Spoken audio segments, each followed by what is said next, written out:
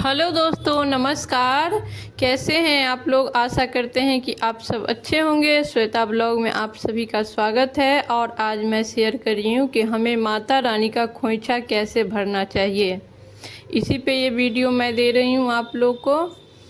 तो आप चौकी लगाए हैं तब भी आपको चौकी के पास भी भरना है और मंदिर में जाके भी भरना चाहिए। तो देख लेते हैं सामग्री। देखिए, हमें 1 सवा किलो जितना चावल चाहिए होगा। लाल चूड़ी, बिंदी, सिंदूर, महावर, मतलब 5 दीजिए, 21 दीजिए या 16 श्रृंगार दीजिए। वो श्रृंगार का सामान होगा। और पान का पत्ता होगा 5, 7 या 9 चाहिए होगा। फिर थोड़ा सा हम फूल ले लेंगे। इसमें सुपारी है 9, इसमें लौंग और इलायची है। लौंग इलायची माता जी को बहुत पसंद है, इसलिए बिल्कुल डालें। और ये हल्दी का गांठ है, थोड़ा सा दुर्वा है। और ये सीजनेबल फल केला, नारियल भी आपको बिल्कुल डालना चाहिए। और एक घी का दीपक और एक धूप बत्ती है, 1 लोटा जल। अब चलिए खोइछा भरना शुरू करते हैं। आप घर में भी भर सकते हैं चौकी के पास, और मंदिर जाके भी भर सकते हैं, दोनों जगह भर सकते हैं। तो देखिए, यहाँ आप लाल साड़ी ले सकते हैं या लाल चुंदरी या लाल ब्लाउज का पीस, जो भी लीजिए। तीनों में से कोई चलेगा, लेकिन मैं साड़ी में भरती हूँ। तो ये देखिए, लाल साड़ी है मेरा। साड़ी बिना पहना हुआ निखंड होना चाहिए। और साड़ी के आंचल में भरा जाता है। आंचल को आप फैला लीजिए और आंचल में ही भरा जाता है खोइछ। और देखिए, साड़ी को फैला लेंगे। उसके बाद सबसे पहले हम दीपक जलाएंगे, क्योंकि दीपक किसी भी पूजा का साक्षी होता है, इसीलिए हमें सबसे पहले जलाना चाहिए।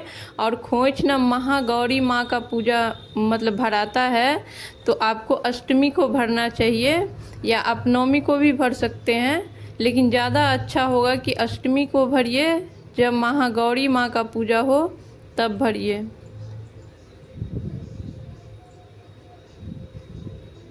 और इस बार पड़ रहा है अष्टमी नवमी दोनों एक ही दिन।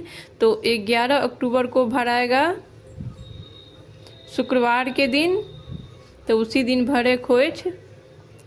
और यहाँ पे हम लगा रहे हैं 7 पत्ते पान के। 7 भी डाल सकते हैं, 5 भी डाल सकते हैं, या 9 भी डाल सकते हैं।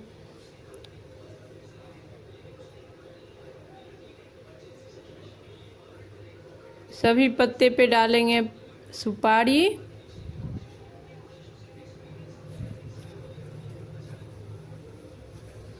और थोड़ा थोड़ा सा सभी पे 2 फूल वाला लौंग और 2 इलायची। लौंग इलायची का विशेष महत्व होता है नवरात्रि में, इसीलिए ये आप बिल्कुल डालें।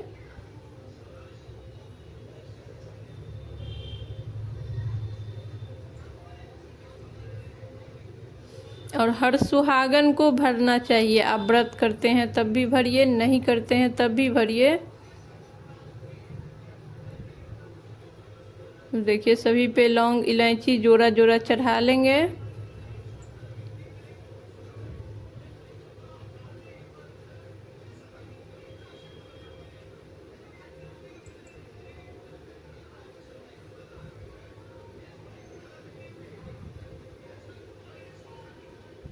उसके बाद लगाएंगे सिंदूर। सभी पान के पत्ते पे ऊपर में थोड़ा थोड़ा सिंदूर लगाएंगे। और सिंदूर ना हमें 2 लेकर के जाना चाहिए। एक जो आप माता रानी को चढ़ाइएगा वो हो गया, और एक जिसमें से आप ये लगा रहे हैं, मतलब जो चढ़ाने वाला है उसका यूज हमको नहीं करना है, वो वैसे ही रहेगा।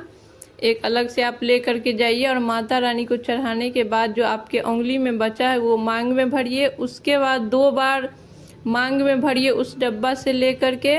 उसके बाद नाक से भरिए। पहले मांग में 2 बार लगाया जाता है, फिर आप नाक से मांग तक सीरा सिंदूर लगाइए। मतलब लगाने का ये तरीका है, डायरेक्ट आप नाक से शुरू नहीं कर सकते हैं, नहीं करना चाहिए।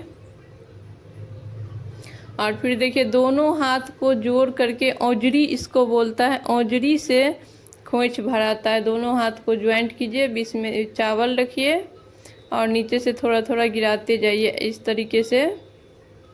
और पूरा प्लेट में जो हमने चावल रखा है उसको पूरा खाली नहीं किया जाता है, वो प्लेट में थोड़ा सा आप रहने दें। वो आपके घर के सुखी संपन्नता की प्रतीक होता है। बिल्कुल खाली करके खोंच नहीं दिया जाता है। और सभी पे डाल देंगे हल्दी।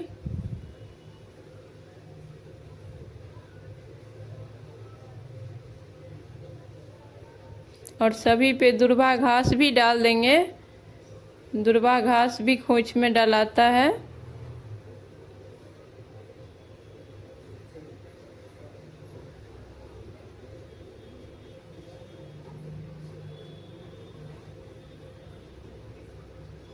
तो देखिए डाल दिए दुर्वा घास सब में।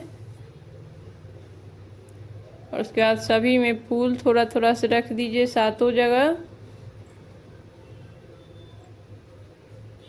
फूल गुड़हल का हो तो वो ले लीजिए, गेंदा का ले, सबसे अच्छा गुड़हल या कमल का होता है, लेकिन वो इतना आसान से नहीं मिलता है। और ख़ास करके लाल फूल का विशेष महत्व होता है। लेकिन नहीं है तो आप कोई भी फूल से कर सकते हैं। हल्दी का गांठ नहीं है तो आप पिसा हुआ हल्दी भी डाल सकते हैं। और यहाँ पे मैं डाल रही हूँ सभी पे बतासा। बतासा भी निश्चित चढ़ाना चाहिए क्योंकि वो भी माता को बहुत प्रिय होता है। और फिर सभी पे हम डाल लेंगे एक एक केला 7 जगह। अगर आप 1-2 भी डाल सकते हैं, कोई ज़रूरी नहीं है, लेकिन 7 जगह आप भरें तो 7 जगह भी डाल सकते हैं। मतलब किसी भी पूजा में जितना श्रद्धा जितना उतना भक्ति होती है, जितनी शक्ति उतनी भक्ति। तो सभी पे हम केला चढ़ा लेंगे। और केला और नारियल ये 2 फल खोंच में नियम से चढ़ाना चाहिए। और तीसरा मीठा में हो गया आपका बतासा, लौंग, इलायची। तो देखिए यहाँ पे हम 2 सेब रख दिए हैं और नारियल रख दिए हैं, क्योंकि नारियल जो है महागौरी का प्रसाद है, उन्हें बहुत प्रिय है, इसीलिए नारियल हमें ज़रूर चढ़ाना चाहिए। और वहाँ फिर ले लेंगे हम जो सुहाग का सामग्री लिए थे, चूड़ी, बिंदी, महावर, नेल पेंट और मेहंदी, सिंदूर, सब चढ़ा देंगे। और उसके बाद दक्षिणा चढ़ा देंगे अपने श्रद्धा के अनुसार। 21, 51, 101, 501, जितना आपका सामर्थ्य है उसी हिसाब से चढ़ाइए। धूप बत्ती दिखा लेंगे।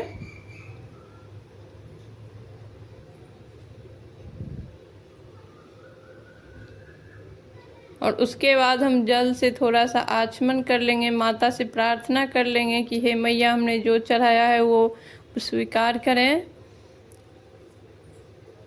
और जल से आचमन करने के बाद इसको बांधेंगे।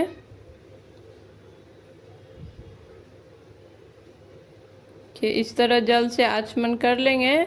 और फिर ये जो दीपक है और धूप बत्ती है उसको बाहर रख देंगे। कहीं कहीं ऐसा होता है कि आप प्रसाद जो चढ़ाएं, बतासा, केला, सेब, वो सारा निकाल करके जो प्रसाद मंदिर का बनता है उसमें दान कर दीजिए और नारियल के साथ उसको बांध दीजिए। और उसमें से ना 1 चुटकी चावल माता से विनती के खोंच भरने के बाद विनती करके ले लिया जाता है। और जो प्लेट में चावल बचा था उसमें रखा जाता है, वो आप अपने घर के स्टोर, चावल के स्टोर में रखिएगा, उससे धन्य धान की वृद्धि होती है। और फिर सबको इसी तरीके से बांध लेंगे और हाथ में ले करके प्रणाम करके माता के पास रख देंगे। अगर आप घर में भर रहे हैं तो इसी तरह से अष्टमी को भर के रख दीजिए। जब माता का विसर्जन हो जाएगा उसके बाद इसको खोलिए, उससे पहले नहीं खोला जाता है। तो देखिए हो गया। अब इसी तरीके से आप रख दीजिए। मंदिर में भरते हैं तो ऐसे हम मंदिर में चढ़ा देते हैं, जब विसर्जन के बाद उसको खोला जाता है। तो वीडियो ज़रा भी अच्छा लगा हो तो प्लीज़ सब्सक्राइब करना।